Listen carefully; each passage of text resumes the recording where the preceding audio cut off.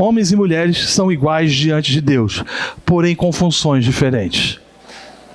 E quando a gente entende os papéis de um homem e os papéis de uma mulher, à luz das Escrituras, e aplicamos a possibilidade da gente ter famílias bem-sucedidas e famílias saudáveis, é muito grande, é significativamente grande.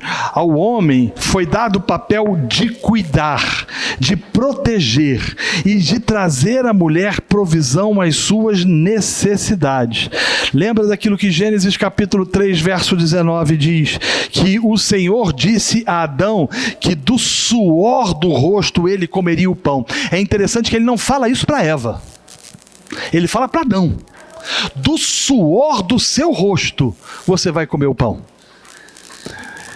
É uma ordem, é um mandamento, ou é uma palavra específica dada aos homens.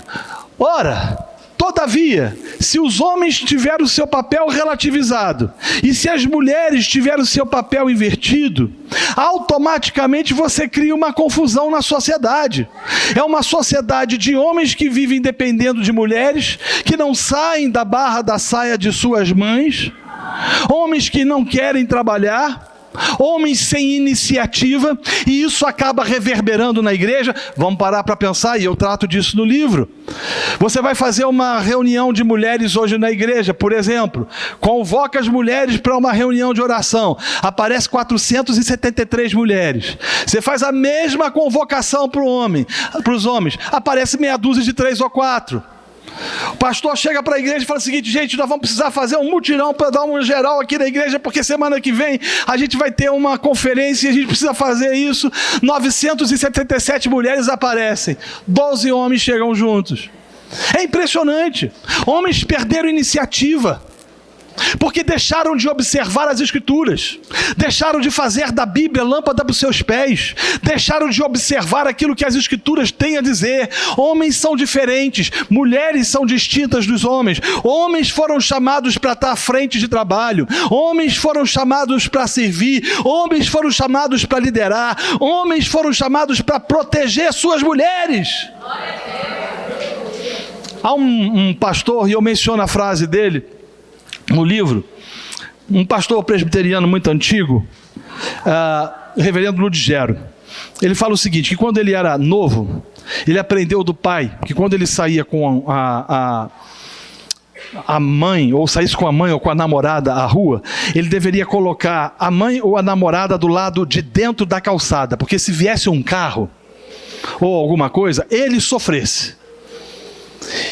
E se você for olhar hoje em dia, os homens fazem o inverso. Eles botam as mulheres.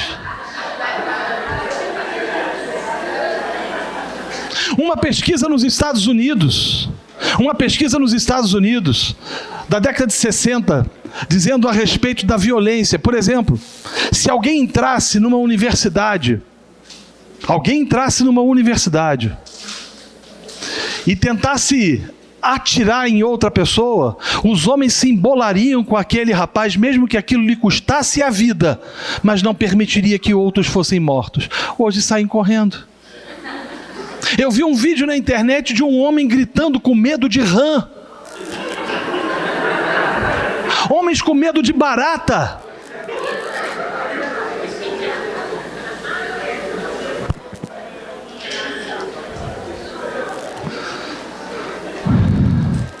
A inversão de papéis. Fruto do marxismo cultural, fruto do feminismo, fruto de uma igreja que deixou de ensinar a palavra, fruto de uma igreja que deixou de ensinar homens a serem homens e de ensinar mulheres a serem mulheres. As Escrituras vão nos trazer a orientação de que as mulheres mais velhas, por exemplo, devem ensinar as mulheres mais novas. Você vê em mulheres hoje absolutamente incorrigíveis, porque foram ensinadas a serem topetudas. E são ensinadas a serem topetudas porque o que está por trás disso é a desconstrução do papel do homem enquanto líder. E essa consequência tem sido uma das piores possíveis.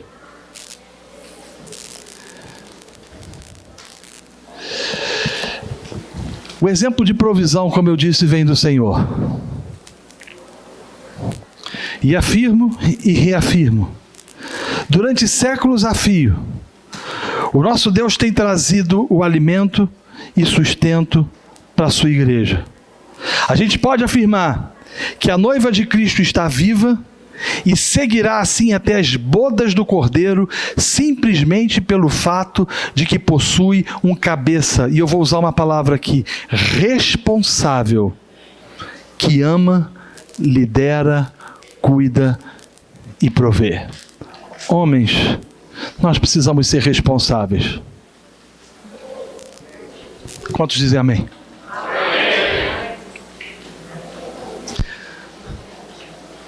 Se alguém tiver que suar e sofrer, não é a sua mulher, é você. Se alguém tiver que perder horas de sono trabalhando, não é a sua esposa, é você. Isso aponta de forma muito clara para uma palavrinha: amor. Amar é muito mais do que dizer eu te amo. Amar é muito mais do que procurar o cônjuge na noite quando se deseja ter sexo com ele. Amar significa estar disposto a sofrer, a trabalhar. Mulheres que experimentam esse tipo de relacionamento tornam-se mais dóceis, mais afáveis, sentem mais som.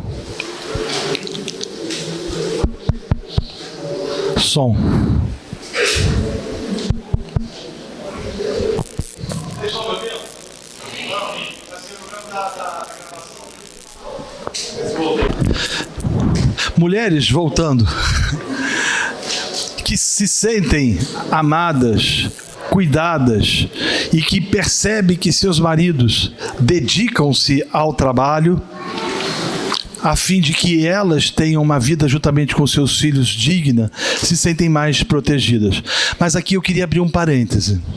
Há homens que são, eu vou usar uma palavra em inglês que não tem uma tradução muito clara para o português, que são workaholics, que parece ser como se fosse um trabalhador compulsivo. Tem homem que vive para o trabalho. Se por um lado você vai encontrar homens que não querem nada com a hora do Brasil, como diz o ditado popular antigo da época do pastor Calvino, tem outros que não querem, ou que vivem para trabalhar compulsivamente. E nessa perspectiva, suprem as suas famílias financeiramente, mas perdem os seus filhos, perdem a sua casa. Deixa eu me dar um exemplo, e eu trato disso no livro. 1 Samuel capítulo 30. Davi estava com a sua família e juntamente com o seu exército particular numa cidade chamada Ziglag. E diz as Escrituras que num determinado momento ele saiu daquela cidade e foi com os homens num outro lugar. Vendo os amalequitas que a cidade estava desguarnecida, eles queimaram a cidade e levaram cativas as mulheres e as crianças. E quando Davi chegou de volta com os homens, e eles regressaram, e eles viram que a cidade tinha sido queimada a fogo, essa é a expressão usada da Bíblia, e que as mulheres e crianças tinham sido levados cativos, eles começaram a chorar muito. E a alma deles foi tomada de profunda angústia. E diz o texto que eles pensaram em pegar algumas pedras e apedrejar Davi. É muito interessante isso. Por que eles queriam apedrejar Davi? Porque eles acharam que Davi era o responsável por aquilo. Ainda que fosse, eles estavam no mesmo time de Davi. Eles podiam ter chegado para Davi dizendo o seguinte: olha, não é bom a gente deixar a cidade vazia. A gente precisa ter homens aqui para proteger as mulheres. E não fizeram isso.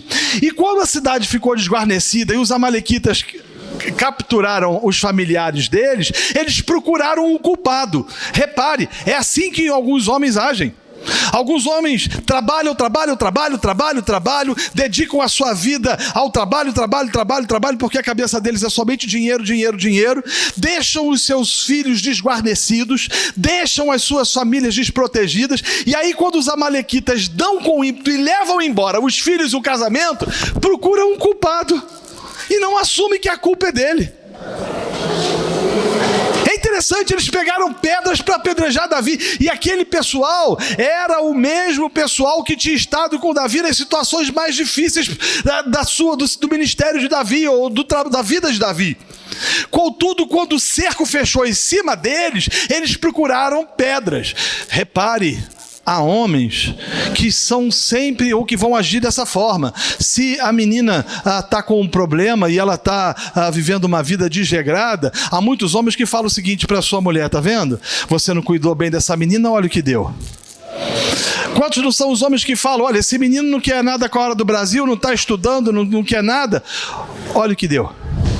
Eu estava pregando numa conferência de adolescentes e eu vi um menino, porque hoje os adolescentes são todos maiores do que eu, né? Então eu vi um menino, devia ter uns 1,85 m, quase 1,90 m, uns seus 15 anos aproximadamente, e ele falando, eu vi ele falando com um amigo: como eu gostaria de poder sentar no colo do meu pai. E o pai dele, líder de igreja. Se por um lado, homens precisam ser provedores, trazer sustento, suor, assumir que a responsabilidade é sua, assumir que o papel de cuidar da provisão ou de trazer provisão é seu. Por outro lado, ele não pode negligenciar em hipótese alguma seu lar.